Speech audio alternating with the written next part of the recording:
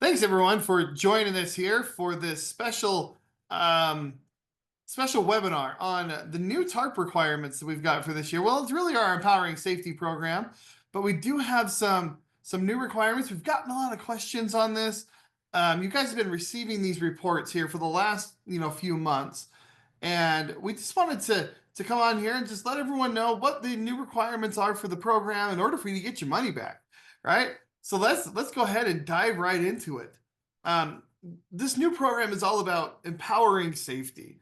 Okay, as we look at empowering safety, we really are going to key in on three different areas. All right, we're going to key in on workers' compensation, auto safety, and then how your safety committee runs and how that functions. This is all derived from this document that you see right here in front of you. Now, this document here, this empowering safety document, we'll send this out. You should have gotten this from Sarah when she first sent out the new formatted reports back in July. But we'll go ahead and have her resend that with this presentation as well. But this document here is really our blueprint into where we're going and how this new TARP program will actually function. Now, we want you to continue to utilize your teams. Okay, that has been really effective for many organizations. If you feel it's been successful for you, keep using it. I mean, that's a great thing for you to do, to keep track of your safety and things like that.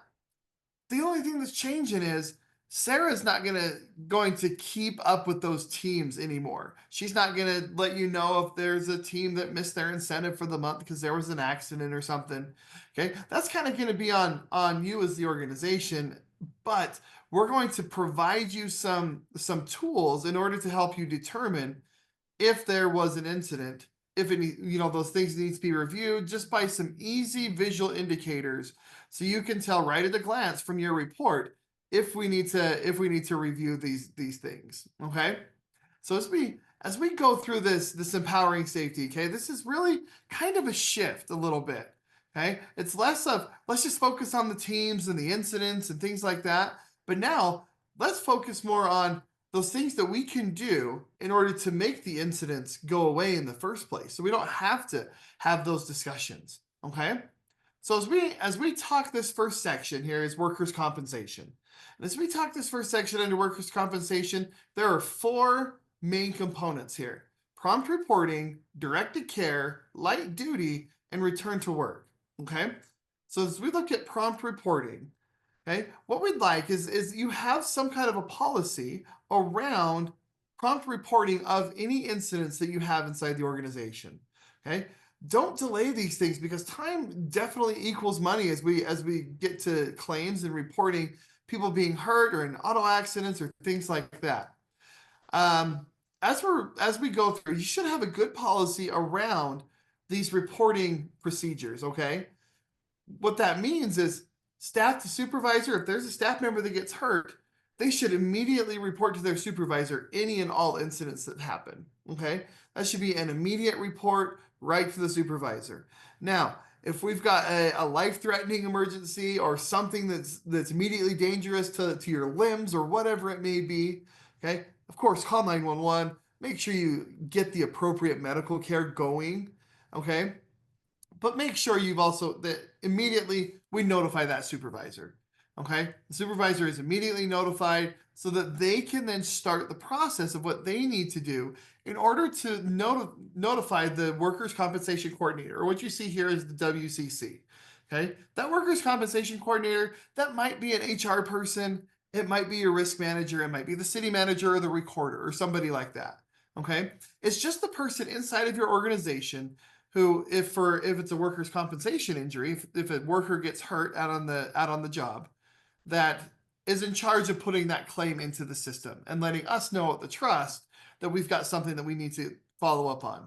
It may be your fleet manager if it's an auto accident. Okay, so that the fleet manager can report that claim and get the claim going to get the vehicle repaired. Okay, so that prompt reporting is especially important, because that's what's really going to start the ball rolling in any kind of claim that we might have out there. So having a good policy around prompt recording is essential. Okay, The next thing that we want to talk about is directed care. Now, with directed care, what we need to do is we need to select a medical provider in our area that is going to work with us to help get our employees back to work as soon as possible. Okay. We need to train our managers and our supervisors in order for them to know when they get that phone call from an employee stating that they were injured on the job, so that that supervisor knows where to send them. They know to send them to this clinic because they're an occupational health care provider who is going to help get that person back to work as soon as possible. Now, life-threatening emergency, something that is immediately dangerous to life or health, ER is probably the best place to go, not the work med down the road. Okay. We need to have those policies in place that says if it's an emergency, call 911, get to the emergency room as quickly as possible.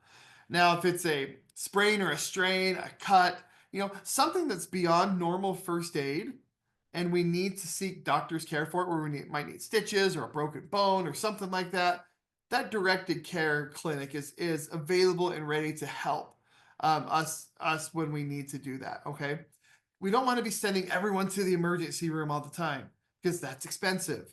Okay, if it's something that can be taken care of, that's not immediately dangerous to life and health, that isn't going to, severely compromise somebody's lifestyle, then let's take them to the occupational clinic. Okay, we need to make sure we select that, and we need to make sure that our staff members and our supervisors know what that clinic is and where that is at. Okay, we have some documentation. We have a sheet that we've been working on here that we can send out to you that will allow you to put that information right on a piece of paper that you can hang up, that you can pass out to supervisors, so that people know exactly which clinic to go to. Okay.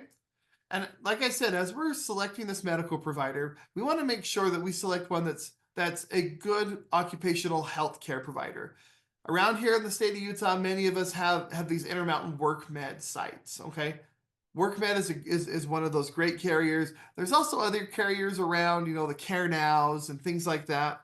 Okay, but we need to make sure that we've designated an occupational health care provider inside of the area so that we can get our people back to work, because that's what these people specialize in, right? If we just let our employee go to their personal health care provider, we may not be able to get them back to work as soon as we'd like to. Okay, they may try and keep them off work for longer than is required.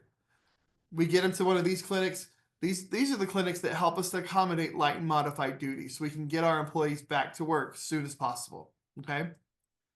Another policy we have to look at and we have to have is a light or modified duty policy.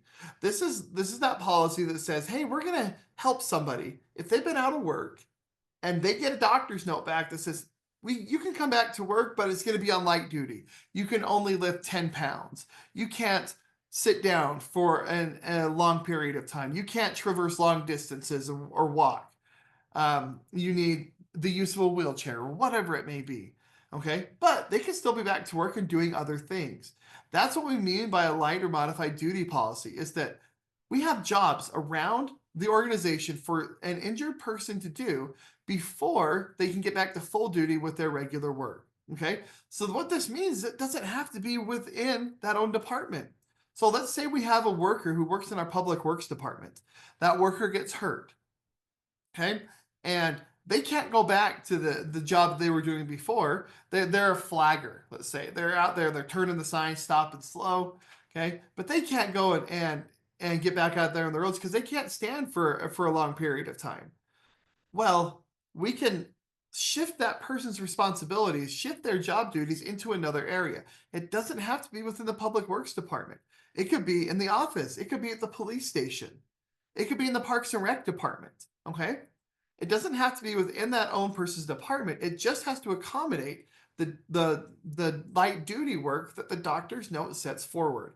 So we've got to have a policy around light duty and modified duty so that we can get these people back to work and working for us as soon as possible. Just some quick ideas here for you. We do have some documentation that we can send out to you. Some ideas for light or modified duty. Okay, think about if you have a police department and law enforcement. They may not be able to get back out on the beat, but they can work dispatch. Okay, that's a great place for for a police officer who's been injured on the job. They can update your SDS books. Okay, we all know the SDS books, and they always need updating to make sure that all the chemicals and everything in there is up to date. Okay, so we can set an employee to task for that. Shredding documents, data entry work. One of the things that's a great best practice is to have, one or two laptops that you can assign out to people who are off duty, who are off full duty. You can assign them a laptop. They can work at it at their desk. They could take it home and work at it at home, or whatever it may be, doing data entry for you. Okay. Again, it doesn't have to be within your own department. Okay. For that matter, we can send somebody to work at the Deseret Industries and volunteer at the DI. And if we're willing to pay for them to be there, hell, that's great, because they're volunteering their time at a charitable organization, but they're also back to work for us. Okay. And that is going to help us in many, many areas. It's great for the worker. It's great for their psyche, because it lets that worker know, hey, we want you here. We want you back. We want you here with us. Okay. We want you to do it safely, but we don't want you sitting at home. We want you here. We want you back to work and doing what you can do so you can get your full pay. Okay. Because when they're out of work, they don't get their full pay. They get 66 and a third percent, right? They don't get their full paycheck. A lot of these people, they want to be back. Let's give them an opportunity to come back if they have those restrictions. Okay. So having a policy around light and modified duty is one of the things that we need to have, because the goal here is to try and get injured workers back to work within 3 business days. Okay. We want to make sure that if somebody goes out of work, that we can get them back to work at the very least on modified or light duty within 3 business days.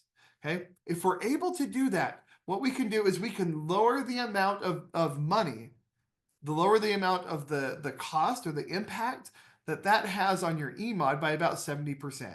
Now, what the EMOD is, it's a calculation. Think of it like as a credit score. Okay. If your EMOD's higher, you actually pay more for your insurance coverage. If it's lower, you could potentially pay less. Now, the industry standard is a 1.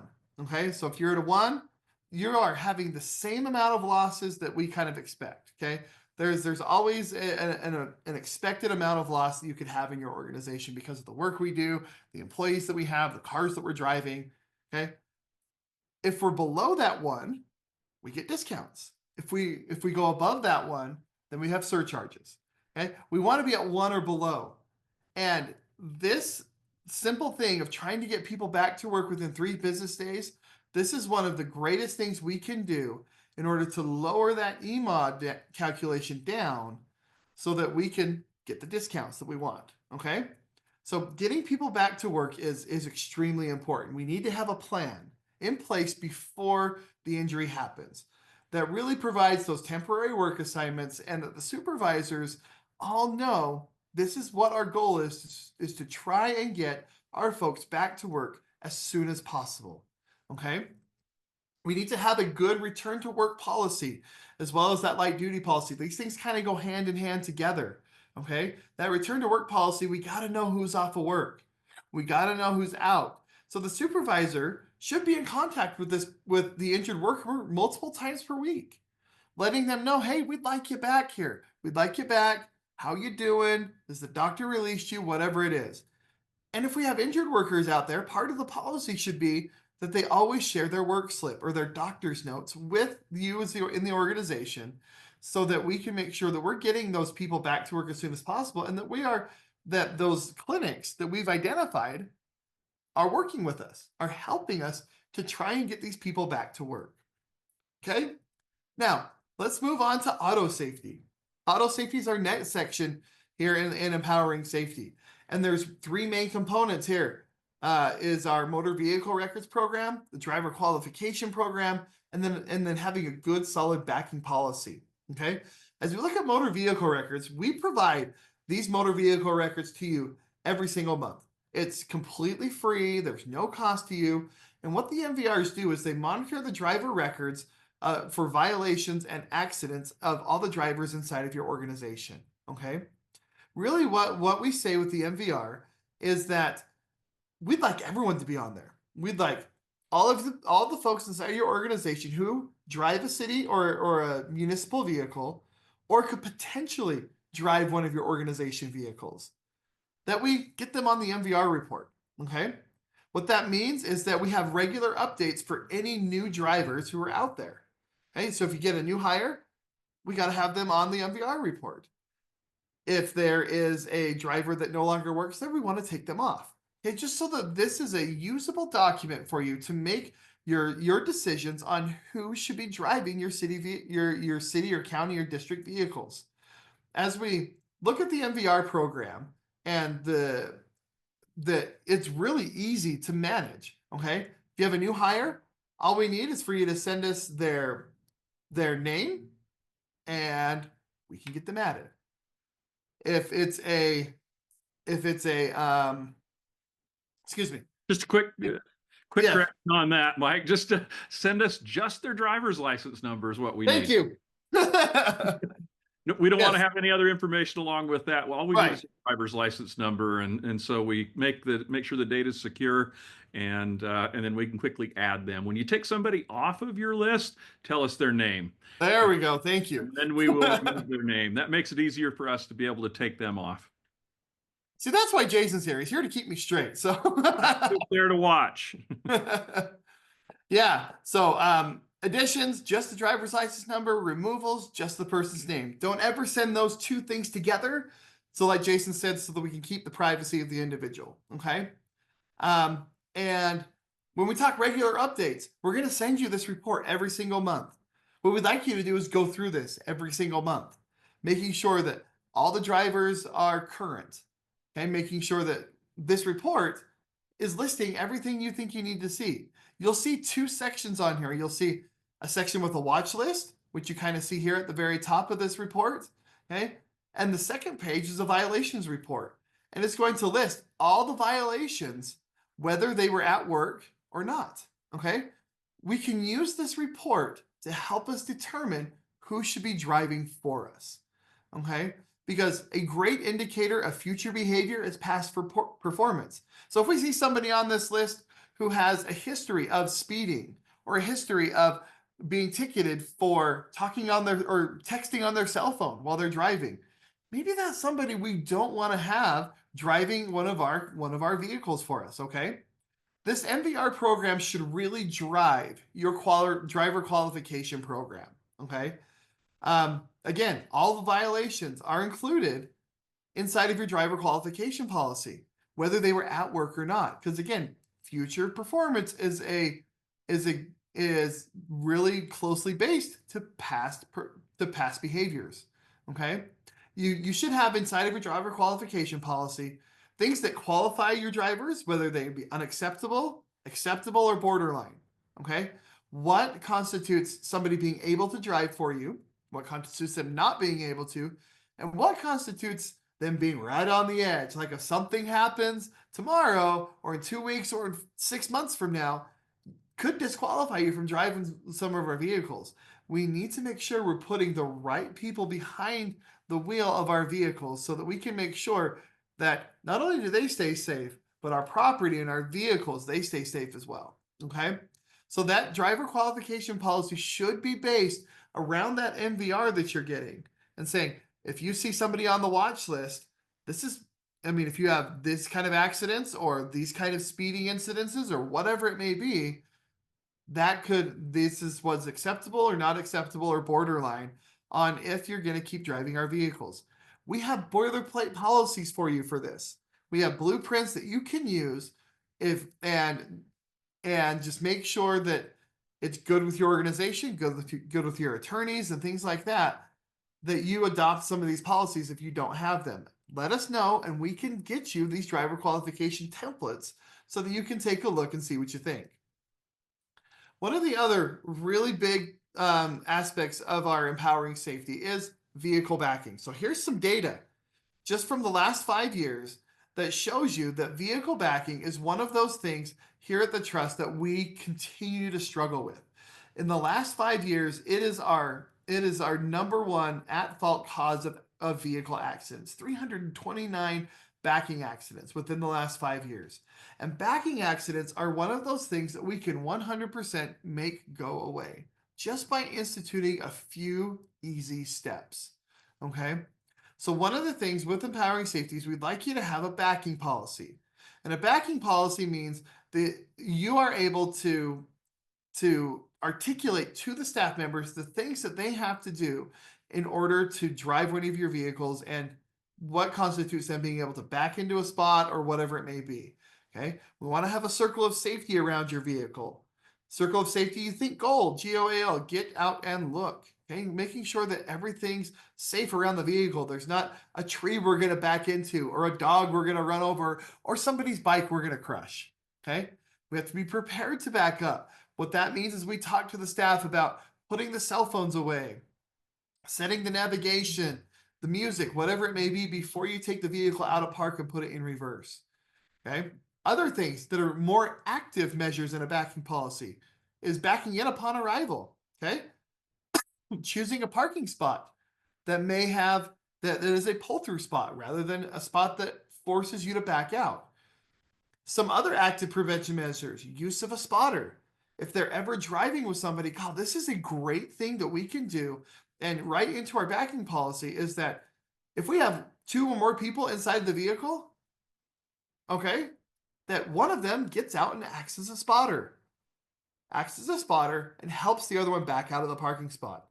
A lot of people don't like to do this because it's cold outside or they look dumb or whatever it may be. Who cares? It's the policy. That's what we got to follow. Okay.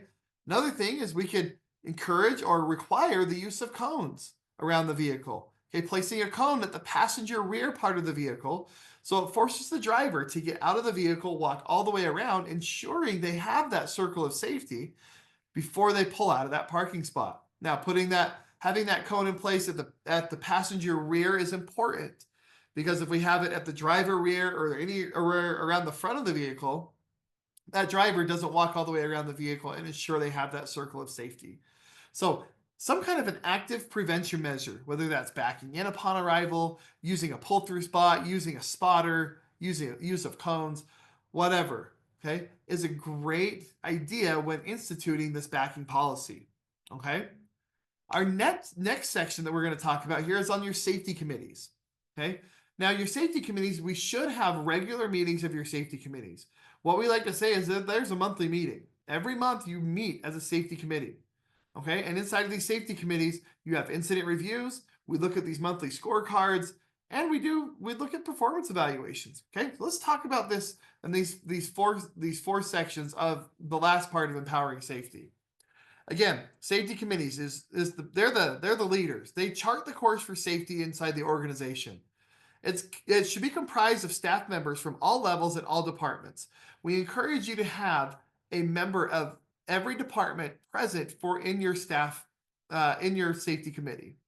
Okay, this ensures that all staff members and all departments have a say at the table inside the safety committee for decisions that may be made, policy changes, or when we're performing our incident reviews within the safety committee. Okay, it's great to have everyone from a line level employee all the way up to the managerial leadership executive level inside of these safety committees. Okay, the folks here in the safety committee, they have the commitment to safety and making the workplace better and safer. Again, we encourage you to have regular monthly meetings, okay? Regular monthly meetings inside of that safety committee so that we can make sure that we stay on top of these things. One of the functions of a safety committee is performing incident reviews, okay? With these incident reviews, what the goal of an incident review is to prevent future incidents through learning and corrective action, maybe. Okay, an incident review means there was an accident, there was a backing accident, somebody cut their finger, whatever it may be. We're going to investigate it. We're going to investigate that. We're going to investigate everything. And we're going to keep asking why until it hurts, until the finger starts to not point at the employee and says, you were doing this wrong, you were doing this wrong, but then starts to turn back maybe at the leaders and says, well, why not? Was this person not trained enough? Did we not provide them the correct equipment or the proper personal protective equipment? We're going to ask why until it hurts. We're not here in an incident review to determine fault. not to determine, oh, is this preventable or was this not preventable? Okay, we've all done that. We've all heard that a lot. Okay, what we're here to do is we're trying to find the root cause, trying to find out why this accident really happened and what we can do in order to make sure it doesn't happen again. Okay, what are the things that we can do as a safety committee? What kind of policies can we do? What kind of training opportunities are there so we can make sure that this kind of accident doesn't happen again? Okay. The other part is performance evaluations. What we'd like you to do is find out a way to incorporate safety ratings into your annual performance evaluations.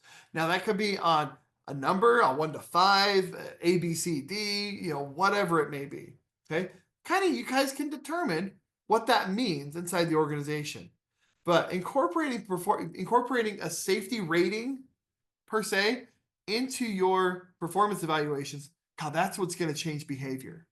That's what's going to give the employees some skin in the game. That's what makes them think of their truck that they're driving around for work, not just as the work truck, right? We've all heard that from some of our employees. Oh, it's just the work truck. It doesn't matter if it's beat up. It's a work truck. Okay. It doesn't matter if I ding it. It's a work truck. Okay. These performance evaluations should directly impact, with a merit raise or a bonus or something like that. Okay. We have to make sure we notify employees of this new component, that safety really becomes part of the culture now. Okay. It's not just something that, all the safety committee talks about, or we watch a video or whatever it is. No, we're being judged and evaluated on our performance here in safety. And we've all seen that when somebody finds out that they're actually being measured or evaluated with safety, they tend to be a lot safer. Okay. So performance evaluations and incorporating that safety rating into your annual performance reviews is one of those requirements now with this new TARP program. Okay. Now let's talk about the monthly scorecards and what those are like. You guys have all started to receive these from Sarah now for the past couple of months. And wanted to go through real quick what these are because we want you to be able to share and talk to these things. Okay. So at the very top of your screen, you'll see this battery.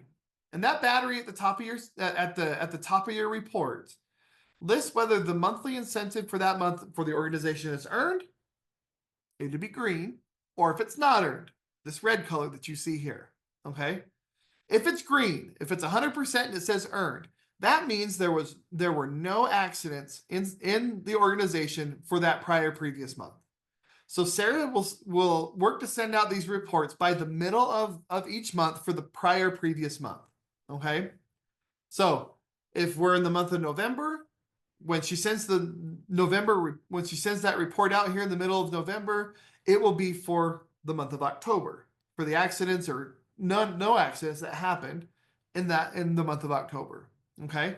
Again, if it's green, nothing happened. We're good. We can distribute the incentive. This is where we encourage you to look at your teams. And if you're using that incentive program still with teams and things like that, this is where you can then say, okay, everyone earned it. We didn't have any incidences, obviously, because we're a green bar here at the top. We can hand our incentives out. We can do our barbecue, whatever it may be.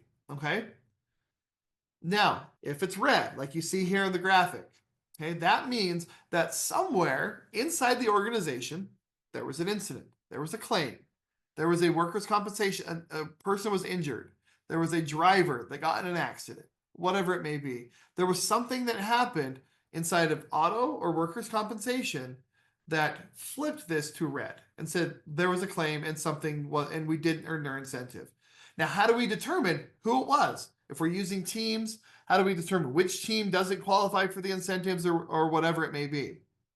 Well, that's where it's kind of on back to you as the organization to manage your teams and to figure out who's on which team and moving the teams around and things like that. That's all managed by you guys now. Sarah did send you the list of your teams that she had that was current as of the first part of July. So if those are still current, that's great. If not, if you've moved things around, that's fine too. But here, this is where you have a chance as a safety committee now. You take this scorecard, you sit down with your safety committee, and you say, okay, we're red. Where did the incident happen? you may not know this being the head of the safety committee or designated safety officer or whatever, but this is where the different committees can say, oh, you know what? That was in my organization. That was in my department. We had an auto accident. This is what happened. This gives you a chance to review that and say, okay, what happened here? What could we do better? Was it something that we could have done more training on, or that we could have had a different piece of equipment, or whatever it may be? It gives you a chance now to have that discussion within the safety committee on why did this incident happen, and do that good incident review so that we can make sure that this doesn't happen to us again in the future. Okay, so that's that first battery that is going to let you know right directly, hey, we had incidents in the month or we didn't have. If you had at least one, it's going to be red. That way, then we've got to review our claim, review our incidences, and see what happened, and determine who qualifies still for the incentive and who doesn't. Which teams qualify and which teams don't. Okay. The next section below here, these two graphs here are going to give you a representation of what the auto incident rate was for your organization, both year to date and for that previous month. Okay. Well, you see a target. We have a target line here of 3.19%. That is the trust average, okay, incident rate for all of the vehicles that the trust has. Okay, if you're below that line, that's great. You're here. You're better than the average. If you're above it, you got some work to do. Okay, the top graph is where you were in 2023. Okay, so from the example here, this organization had a 1.12% incident rate, which means that 1.12% of their vehicles were involved in an accident in 2023. Okay. In 2024 so far, year to date, they have 8.99%. So you can see they've increased quite a bit in their incident rate of auto accidents this year. But in the month of September, they had a good month. They didn't have any auto accidents in September. It's a great thing. Okay. We want that number to be either better than the target average or better than what you were doing last year. Okay, the way we can see progress. We want you to be able to see that progress that your organizations are making inside of these performance criteria. Okay, the next area right below those two graphs is the auto claim numbers. So this is the raw numbers of how many claims we've actually had within this period of time. Okay, so the first one, again, 2023 versus 2024 year to date. 2023, you see at the top, this organization had one auto claim all of last year for an average of 0.08 claims per month. So far in 2024, they've had 8 claims in 2024. Okay, for an average of 0.89 claims per month, almost one claim a month now. Okay, this was for the month of September. They've had 8 claims. They've had almost a claim average per month in their auto accidents. Okay, so we can see here how our performance is, what we are, the state of the program right now, which is really good for us to see. We can see where progress is being made and where we can make some changes, where things can happen and we can do better. Now, you see the 3 batteries. We've got the 3 batteries here. They will change for you, okay? As soon as we have some documentation from you back around your MVR program. If you're participating in the MVR program and you're utilizing that and making sure that those are staying up to date, those batteries flip. The batteries flip to green when everything's good to go. When you submit a documentation to us that we'll talk about here in just a second, that battery is going to flip to orange, meaning it's in review. Meaning that Jason and I are taking a look at your programs and the documentation, and we're saying, okay, we're good here. Or let's see if we can tune this up a little bit. Let's see if we can tighten it up, make it a little bit better for you. Okay, so this is where we're going to work with you. We're going to work with you. We're going to consult with you and let you know, hey, this is where we can see some areas that we might be able to improve. Okay, so we've got those different batteries down here around the MVR program, a driver safety program, and the backing policy that we talked about. Okay, so as we look at the next section, which is workers' compensation, again, we have incident rates. Workers' compensation incident rate for 2023 at the top versus 2024 at the bottom. Okay. How we get this incident rate data, what we do is we take the hours worked that you report on your application for your workers' compensation insurance. We take that number and then we plug it in with your claims data into a formula from the Bureau of Labor Statistics, and then it comes back and it spits out an incident rate for you. Okay, so this organization here in 2023, they had a 3.76% incident rate. So far in September, this organization had a 9.01% incident rate. So it was a bad month for workers' compensation. They had some injuries. Okay, but for the year, they're at 4.01%. They're still under our target line. Okay, but you can see they've increased a little bit. So now, as we go through, we can look at the raw claims data of how many claims they've actually had in. 5 total claims all of last year. So far this year, through 9 months, they've had 4. Okay, so if we keep on this trend, we're going to have a worse year this year than we had last year. Okay, so this is where, again, we can look at the data and we can share this in our safety committee meetings, in our managers meetings, or our leadership meetings and say, this is where we're at. This is where we're at. This is where we were. This is where we're currently at. We're doing better. We're doing worse. We have rooms for improvement. We have things that we're doing right. Things that we're doing good that we're seeing results from. Okay, under workers' compensation, again, you'll see some batteries. And these are the policies and things that we're asking for in order to help flip these batteries into orange first to say the policies are here, they're in review, then finally to green when everything's good to go and we're good to run with it. With these monthly scorecards, we want you to share them with your departments. Share them with the department leaders, share them with inside of the safety committees, and make sure it's a regular agenda and discussion item within all staff meetings, all safety committee meetings, and all leadership or executive style meetings, okay? Just so that everyone knows the score, knows where we're at as an organization, okay?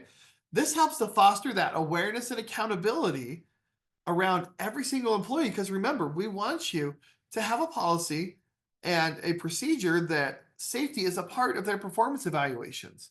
So we want them to be aware of what's going on. We want them to be accountable to what's going on as well. And this is going to help them do it. Okay? So, the important stuff now. How do you get your money back? Okay? This is replacing the old TARP program that we were doing. And this is now how you qualify for the safety incentive money. Okay? Your 5% check back and your 5% discount. This is what's going to qualify your organization for that. Have to have the up-to-date motor vehicle records or the up-to-date MVRs, which means you have your new hires that you're submitting and you're removing who shouldn't be on there, okay? Making sure that we're getting that documentation done. That you identify your directed care professionals. Who is your directed care clinic? Who are you sending them to? And is everyone aware of who that is? We're asking you to submit your documentation to us, okay? The documentation that we'd like to see, again, is your driver qualification program, your backing policy, some copies of your safety committee agendas, and the minutes for those safety committees. It's really easy to submit agendas and not actually have a safety committee. We'd really like to see minutes from those safety committees saying what was talked about, the takeaways, things like that. So submit some of those to us. Incident review documents. We don't necessarily want to see filled out information. Okay, if you want to redact some people's names and things like that, that's great. You can do that. But we'd like to see some documentation around your incident reviews. What are you doing? How are you performing those incident reviews? Okay, documentation around your return to work program. What is your return to work program, and how are we making sure we get people back to work as soon as possible? And then show us a copy of your performance evaluations where safety has been written in to be part of that criteria for somebody receiving their yearly increase or bonuses or whatever it may be. Okay. We also want you to make sure you distribute the scorecard. If it's on your safety committee agenda to review the trust scorecard, perfect. Okay. If it's on your leadership committees, review the scorecard, perfect. Okay, we want you to make sure you're distributing that scorecard again so everyone knows the score. Now, all this is fine and dandy, but what we got to do also is we have to walk the walk. Okay, just submitting a driver qualification policy or a backing policy to check the box so we can get the money Okay, that's not good enough. We want you to actually do it. If you have a driver qualification policy, you need to follow it. If you have a backing policy, you actually need to follow it. Okay, those are the things that Jason and I are going to be working on with you to follow up on things. So when you submit that documentation, it'll come into us. We'll flip your batteries to orange, letting you know we've received the documents. And then we're going to review it. We may call and talk to you about it or email you, asking further clarifying questions if we need to and things like that. But then once everything's good and we've consulted and we're as confident as you are that your policies are going to work well for your organization, we'll flip that to green. And as soon as all those batteries are flipped to green and we're continuing to walk the walk, get your money. Okay, that's how this works. Okay, the QR code here on your screen, that will take you right to the upload site where you can start to upload your documentations. Okay, if you have those documents, go ahead and start to submit them. You don't need them all right now. Okay, submit what you got. We'll start to mark things off for you. If you need help, if you need sample programs, sample documents, let us know. Jason and I are happy to help. Happy to help you come up with some of these documents that you may not have. Happy to work with you on building these programs because we know that this is going to help the organizations lower the claims as a whole. Okay, because that's what our goal is. We want to have people be safe. We want to have our property be safe. We don't want them getting in silly backing accidents. Okay, outside of this 5% and 5%, these are people's lives we're talking about sometimes. We want them to be safe, and this is what's going to help us do it. Okay, if you've got any questions, please don't hesitate to give us a call, send us an email, Mike@utahtrust.gov, Jason@utahtrust.gov. We're always happy to help. You can let us know. You can let your risk finance consultant know, Curtis or Darren or Josh or Ryan, and we are absolutely happy to help you out. But please let us know what we can do. Start to submit your documentation through that QR code, and we'll also have a link to this inside of the email that Sarah sends out. So you can click that link and go and start to submit your documentation. But as soon as you start to do that, you'll see those batteries start to fill up. And then we'll be in discussion with you on some of the aspects of these documentations in this program. So again, any questions, let us know. We want you to do this. We want you to get your money back because this is going to help lower the claims. Okay. So again, this is the program. This is the way we're going to do it moving forward so you can make sure you get your 5 and 5. Now, as we talk about deadlines and things like that, when do we got to get this done by? As soon as possible. Okay. We want you to get this in as soon as possible so we can get working with you on it. Definitely by your next renewal period here coming up in July, got to have all this stuff done well before that. So please get it in. Let's start working on it so we're not scrambling at the end trying to get this done and then wondering, why didn't I get my 5% discount? Or why am I not going to get my safety incentive check back? We want you to do this. Let's get on the ball and do this together. Okay, thanks everyone for being here. Jason, you got anything to add? No, Mike, I think you covered it really well. Just remember, we're here to help, and this is the program. We're here to try to help you get these things in place because these are the things that will really impact your safety performance and keep your people safe. Yep. Perfect. Well, thanks everyone. Again, any questions, give us a call. Let us know. Thank you.